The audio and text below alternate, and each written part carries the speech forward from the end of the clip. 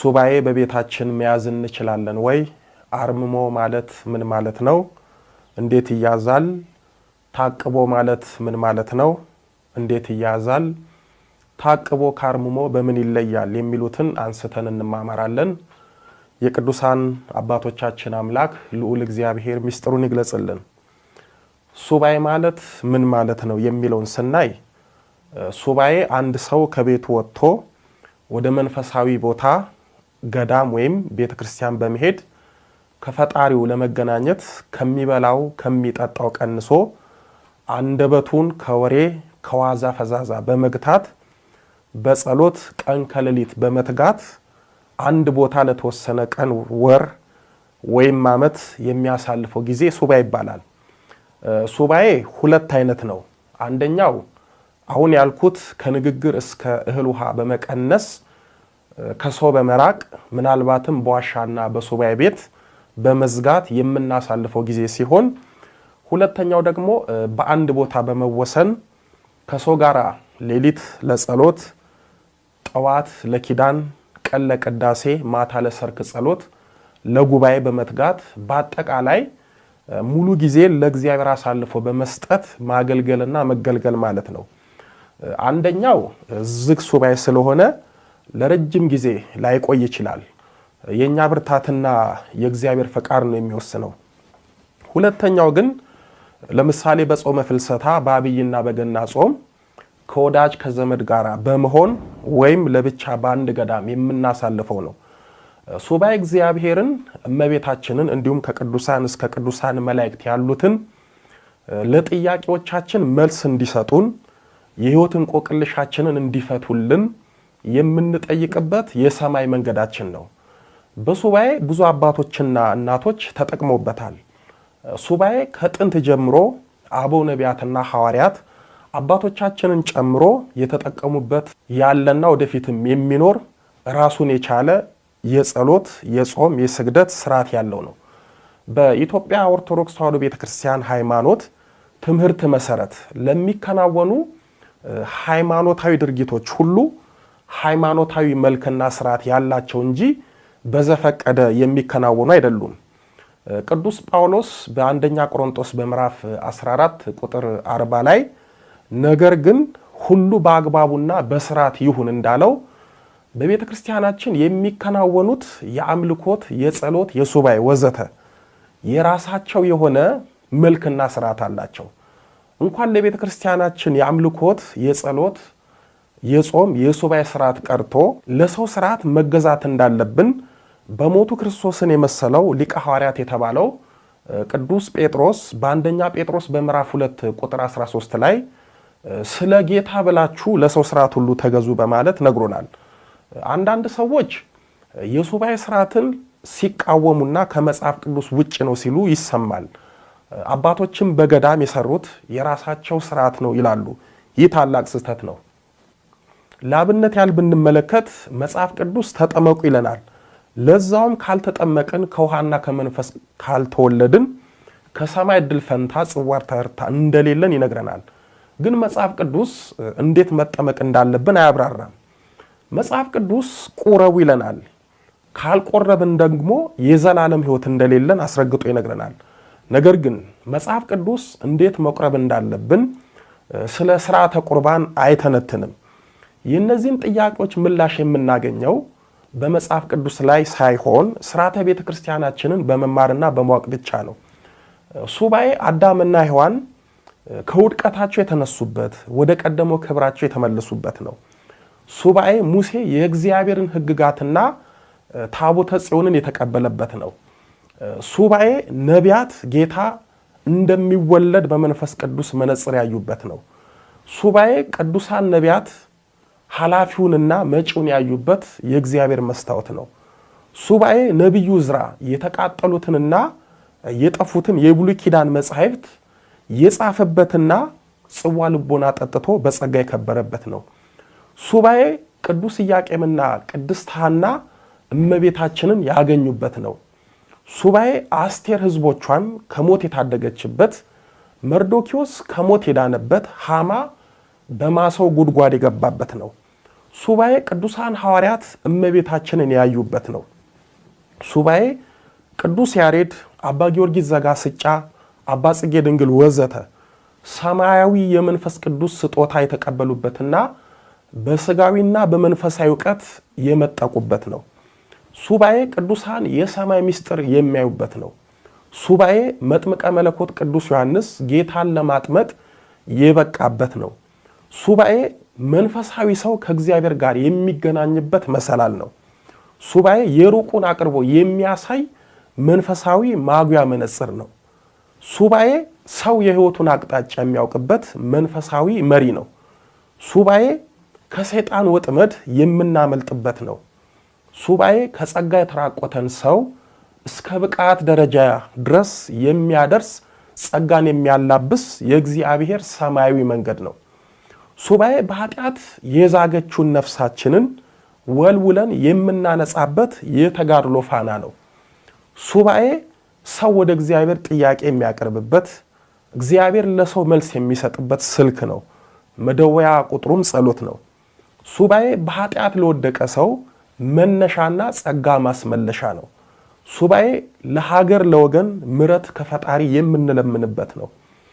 ነቢዩ ሙሴ በኦሪት ዘዳግም በምዕራፍ 9 ቁጥር 25 ላይ እግዚአብሔርም አጠፋችኋለሁ ብሎ ስለተናገረ በወደኩበት ዘመን 40 ቀንና 40 ሌሊት በእግዚአብሔር ፊት ወደኩ እንዳለ ሱባኤ እግዚአብሔር ፊት የምንወድቅበት ነው።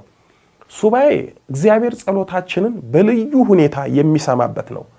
ነቢዩ ሙሴ በኦሪት ዘዳግም በምዕራፍ 10 ቁጥር 10 ላይ እግዚአብሔር በሱባኤ ጸሎቱን እንዴት እንደሰማው ሲናገር እኔም እንደፊተኛው ጊዜ 40 ቀንና 40 ሌሊት በተራራው ላይ ተቀመጥኩ፣ እግዚአብሔርም በዚህ ጊዜ ደግሞ ሰማኝ በማለት ተናግሯል። እዚህ ላይ ከነቢዩ ሙሴ ልንማር የሚገባን በሱባኤ ብርቱ ጸሎት ከያዝን ጸሎታችን በእግዚአብሔር ዘንድ እንደሚሰማና ሙሴ በተራራ በመሰላት ቤተ ክርስቲያን አሊያም ገዳም ሄደን እንደ ሙሴ ከሰው ተለይተን በጥሞና ሆነን ከዓለም ጫጫታ ወጥተን ሱባኤ መያዝ እንዳለብን ነው። ምክንያቱም ሙሴ ሱባኤ ያዘው ተራራ ላይ ነውና። እናታችን ቅድስት ሐናና አባታችን ቅዱስ ኢያቄም እመቤታችንን ለማግኘት ሱባኤ ገብተዋል። በተለይ አባታችን ቅዱስ ኢያቄም ወለላይቱን እመቤት ለማግኘት 40 ቀናት በበረሃ ውስጥ ሱባኤ ገብቷል። በሱባኤያቸውም ከፀሐይ የምታበራ ከፍጥረት ሁሉ የምታስፈራ ደግ ልጅ እናታችንን ወለላይቱን እመቤት ድንግል ማርያምን አግኝቶበታል። ስለዚህ እመቤታችን የሱባኤ ውጤት እንደሆነች ልብ ልትሉ ይገባል። ነቢዩ ሙሴም አባቶቹን አብነት አድርጎ በሲና ተራራ ላይ ሱባኤ ይዟል። በኦሪት ዘጸአት በምዕራፍ 24 ቁጥር 18 ላይ ሙሴም በተራራ ላይ 40 ቀን 40 ሌሊት ቆየ በማለት የሙሴን የሱባኤ ሕይወት ይነግረናል። እዚህ ኦሪት ዘጸአት ምዕራፍ 34 ቁጥር 28 ላይ በዚያም 40 ቀንና 40 ሌሊት ከእግዚአብሔር ጋር ነበረ፣ እንጀራም አልበላም ውሃም አልጠጣም በማለት ነቢዩ ሙሴ ከእህል ከውሃ ተከልክሎ ብርቱ ሱባኤ እንደያዘ ይነግረናል። በአንደኛ ነገሥት በምዕራፍ 17 ቁጥር 3 ላይ ነቢዩ ኤልያስም በኮራት ፈፋ እግዚአብሔር እየመገበው በሱባኤ ያሳልፋል።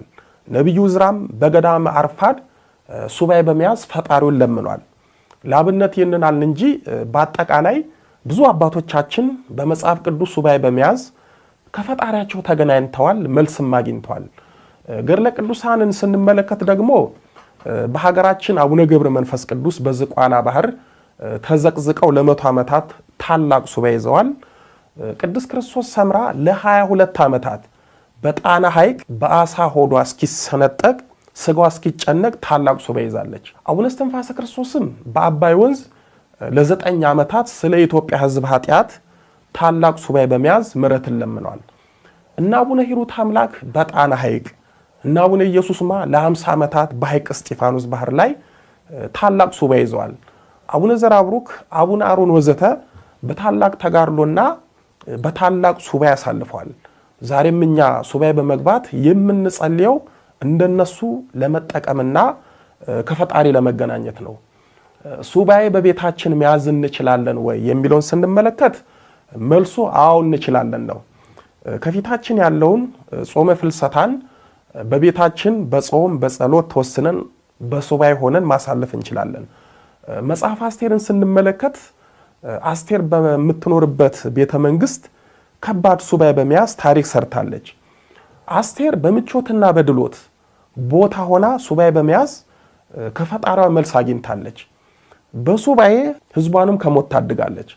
ዳንኤልና ሰለስቱ ደቂቅ በዋሻ ሳይሆን በናቡከደነጾር ቤተ መንግስት አስደናቂ ሱባኤ ይዘዋል። እነዚህ በተደላደለው በምቾት በተሞላው ቤተ መንግስት ሱባኤ ከያዙ እኛ በትንሿ ቤታችን መያዙ ምን ይከለክለናል? ለዚህ ሁሉ ግን የራሳችንና የቤታችን ሁኔታ ይወስነዋል። በመኖሪያ ቤታችን ለጸሎት የተለየ ክፍል ካለን ወይም የጸሎት ቤት ካለን ለሱባኤ የበለጠ አመች ይሆናል። ምክንያቱም ሱባኤ ከሰው መለየትን፣ ጸጥታን፣ ታቅቦን፣ መረጋጋትን፣ ትኩረት ሰብስቦ መቀመጥን ስለሚጠይቅ ነው። የጸሎት ቤት ከሌለን ደግሞ እንደ ቤቱ አመል አድርገን መያዝ እንችላለን። ይህ ሱባኤ ምናልባት አስቸጋሪ ነገር ሲገጥመን እጅግ ፈተና የሆነብንና ጊዜ የማይሰነጠን ነገር ካለ በጸሎት ቤታችን ሆነን በገዳም ስርዓት እመቤታችንን መማጸንና ችግራችንን እንድታቀልልን ድንገተኛ ሱባኤ መያዝ እንችላለን። በቤታችን ዝግ ሱባኤ ብቻ ሳይሆን ልክ እንደ ሱባኤ በሰባቱ የጸሎት ጊዜያት ጸሎት እያደረግን በቤታችን ታቅቦ መያዝ እንችላለን። በተለያዩ ምክንያቶች በቤታችን ሱባኤ መያዝ የማይመቸን ሰዎች፣ በተለይም ምቹ የጸሎት ቤትና ቦታ የሌለን ሰዎች ባለን ቦታ ታቅቦ መያዝ እንችላለን። እዚህ ላይ ግር እንዳይላችሁ ወደ ማጠቃለያው አካባቢ ስለ ታቅቦና አጠቃቀሙ ነግራችኋለሁ። ሰው እንደመሆናችን መጠን የተለያዩ ችግሮች ይገጥሙናል። በየሰው መፍትሄ ለማግኘት ከመዞር በቤታችን ለተወሰኑ ቀናት ሱባኤ ታቅቦ ብንይዝ በእውነት መፍትሄ እናገኛለን። መቶ አለቃ ቆርኔሌዎስ ከቤተሰቦቹ ጋር እግዚአብሔርን የሚፈራና በፍጹም ልቡ የሚያመልክ እጅግ ምጽዋትን መስጠት የሚወድ ደግ ሰው ነበረ። በቤቱ ሲጸልይ የእግዚአብሔር መልአክ ተገልጾለት ጸሎቱና ምጽዋቱ በእግዚአብሔር ፊት ለመታሰቢያ እንዳረገ የሐዋርያት ሥራ ምዕራፍ 10 ቁጥር 1 እስከ 33 ላይ ተጽፏል። ዛሬኛ እንደ ቆርኔሌዎስ በቤታችን ብንጸልይ እግዚአብሔር የማይሰማበት ምክንያት የለም። ዋናው አጠቃቀማችን ነው። ነቢዩ ዳንኤል በአንበሳ ጉድጓድ፣ ሰለስቱ ደቂቅ በእሳት፣ ሐዋርያት በእስር ቤት፣ ቅዱስ ዮሐንስ በፍጥሞ ደሴት ጸልየዋል፣ ሱባኤ ይዘዋል። እኛ ግን በሞቀ ቤታችን መጸለይ አቃተን። የአስቴር የዳንኤልና የሰለስቱ ደቂቅ የቤተ መንግስት ሱባኤ የመቶ አለቃ የቆርኔሌዎስ የቤት ውስጥ ጸሎትና ሱባኤ በቤተ ክርስቲያን ብቻ እንዳልሆነና በችግር ጊዜ ባለንበት ቦታ መጸለይና ሱባኤ መያዝ እንዳለብን ትልቅ ማሳያ ነው። አርምሞ ማለት ምን ማለት ነው? እንዴት ይያዛል? የሚለውን ስናይ አረመመ ማለት ጸጥ አለ፣ ዝም አለ ማለት ነው። አንድ ሰው በሱባኤ አንደበቱን ከንግግር ገጥቶ ራሱን ለጸሎት አበርትቶ የሚቆይበት ጊዜ አርምሞ ይባላል። አርምሞ ከሱባኤ ጋር የተያዘ ነው። በሱባኤ መነጋገር የማንችልበት የዝምታና የጸጥታ ጊዜ ነው አርምሞ የምንለው። የአርምሞ ሕይወት በገዳማት የሚኖሩ ዝጉሃውያን አባቶቻችንና እናቶቻችን ይኖሩታል። አርምሞ ለአባቶቻችን ከሰው ጋራ በአንደበታቸው የማያወሩበት ከእግዚአብሔርና ከመቤታችን እንዲሁም ከቅዱሳን ጋራ በጸሎት የሚነጋገሩበት የሰላምና የጥሞና ወርቃማ ሕይወታቸው ነው። የአርምሞ ሕይወት ከየትኛው መንፈሳዊ ሕይወት እጅግ ከባድ ቢሆንም ሰላምና ጸጥታ ተመስጦን የተሞላ ስለሆነ ከትልቅ ጸጋና ማዕረግ የሚያደርስ ነው። ማንም ሰው ይህንን ሕይወት ለመኖር አይችልም ከእግዚአብሔርና ከእናቱ ከድንግል ማርያም ካልተሰጠው በስተቀር።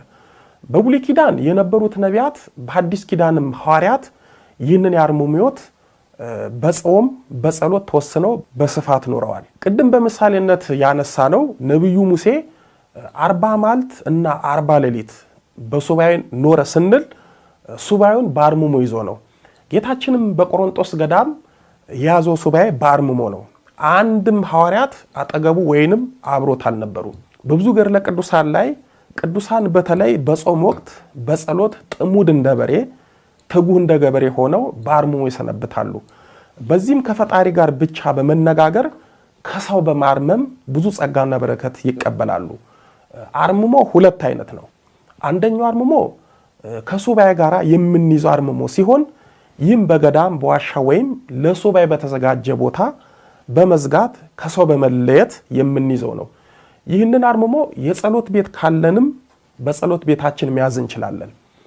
ሁለተኛው አርምሞ ከዋሻ ውጭ የምንይዘው አርምሞ ነው። ይህ አርምሞ ሌሊት ለጸሎት በመትጋት ሌሊት ወይንም ጠዋት በገዳሙ ቤተክርስቲያን አሊያም በገዳሙ ባሉት ዛፎችና መጠለያ ስር በመጠለል የሰባቱን ጊዜያት ጸሎት በመጸለይ ከሰው ተለይተን የምናሳልፈው ነው። በዚህኛው አርምሞ በቀላሉ ለፈተና ልንጋለጥ እንችላለን። በተለይ ኪዳን፣ ቅዳሴና ምህላ ወይም የህብረት የሰርክ ጸሎት በቤተ ክርስቲያን ውስጥ በመግባትና ከምዕመናን ጋር አንድ ሆነን ስንካፈል ልንጠነቀቅ ይገባል። ምክንያቱም ሳናውቅ ሰው አናግሮን መልስ ሰጥተን ወይም እኛው ረስተን ተናግረን አርምሟችንን ልንፈታ እንችላለን። ከሰው ብንገለልም ምናልባት ባላሰብንበት በተዘናጋንበት ሰዓት ሰው ሊያናግረንና የሆነ ነገር ሊጠይቀን ይችላል። እኛም አርምሞውን በመርሳት በመዘናጋት ብንነጋገርና መልስ ብንሰጥ በቀላሉ ፈተናውን ወደቅን ማለት ነው። ስለዚህ ሰይጣን በቀላሉ በሰው እያደረ አርምሟችንን ሊያስፈታን ስለሚችል ብንችል አፋችንን በሻርፕ በነጠላ በስከርቭ በመሸፈን ፈተናውን መከላከል እንችላለን። እንዲህ ስናደርግ አርምሞን ብንዘነጋ እንኳን በአፋችን ያለው ስለሚያስታውሰን አንሰናከልም። አርምሞ ትዕግስትን ይጠይቃል። ማውራት ለለመደ አንደበት በደቂቃ በሺዎች የሚቆጠሩ ቃላት ለሚናገረው ምላሳችን ሊከብደን ይችላል። ግን እንደ ጸሎት እንደ ሱባኤ ሁሉ መንፈሳዊ የዝምታ ልምምድ ማድረግ ልናዳብረውና ልናሳድገው እንችላለን። አርምሞ ወይም ዝምታ ወለላይቱ እመቤት ድንግል ማርያም ከምትወደው ባህሪ አንዱ ስለሆነ በሱባኤ ወቅት ብቻ ሳይሆን በዓለማዊ ሕይወታችንም ልንለምደው የሚገባ አስደናቂ የበረከት ሕይወት ነው። ዝምታን ባህሪያችን ካደረግን ሆደ ሰፊ ነገር ኃላፊ እንሆናለን።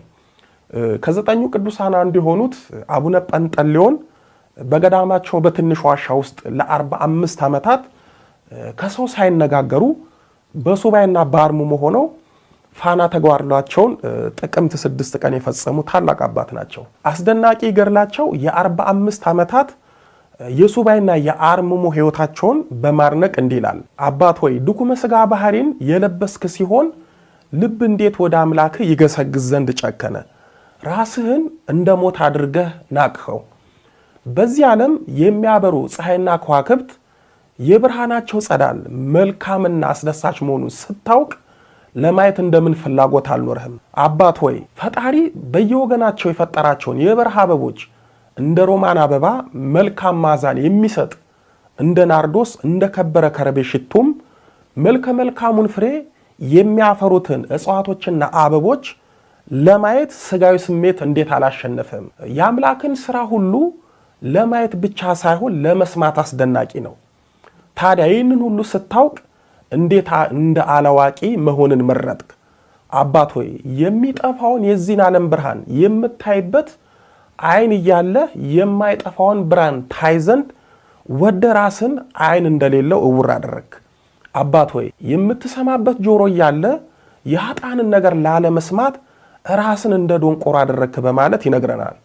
እኚህ ታላቅ ጻድቅ ለ45 ዓመታት በአርምሞና በሱባኤ ፈጣሪያቸውን ከተማጸኑ እኛ እንዴት ለ7ና ለ14 ቀን ሱባኤ በአርምሞ መቆየት ያቅተናል?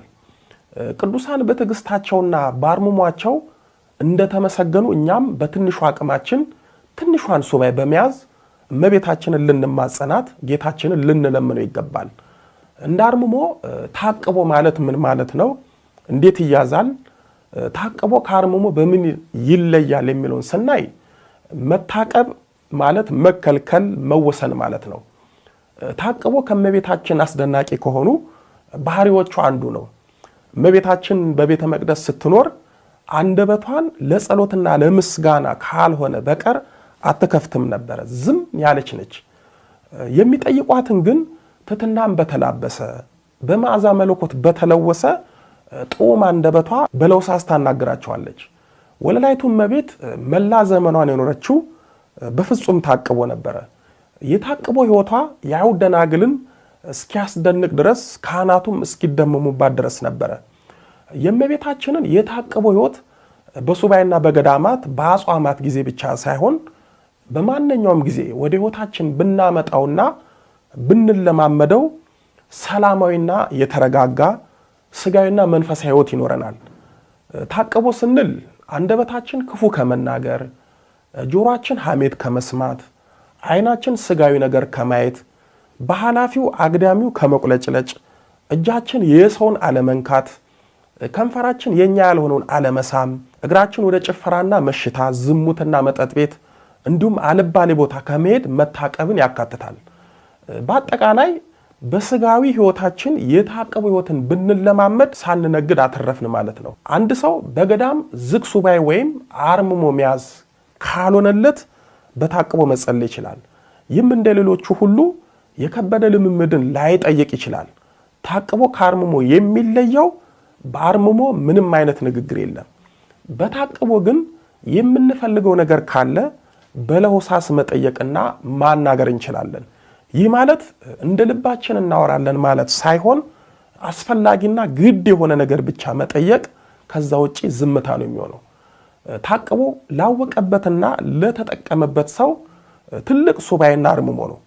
ብዙ ንግግር የለ፣ ዋዛ ፈዛዛ የለ።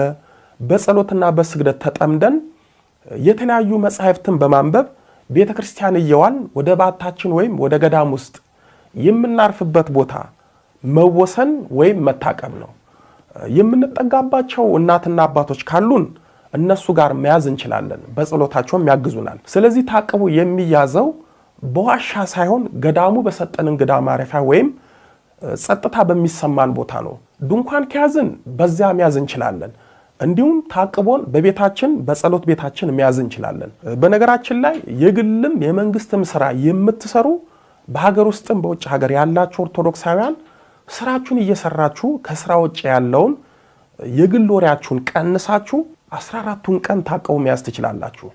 በታቅቦ ጊዜ የጸሎት ጊዜያችንና የአመጋገብ ሁኔታችን ከሱባኤና ከአርምሞ ጋር አይለያይም፣ አንድ ነው። በተለይ ከወዳጃችን ከቤተሰቦቻችን ጋር ጾመ ፍልሰታን በታቅቦ ብናሳልፍ ጊዜያችንን በአግባቡ ተጠቀምን ማለት ነው።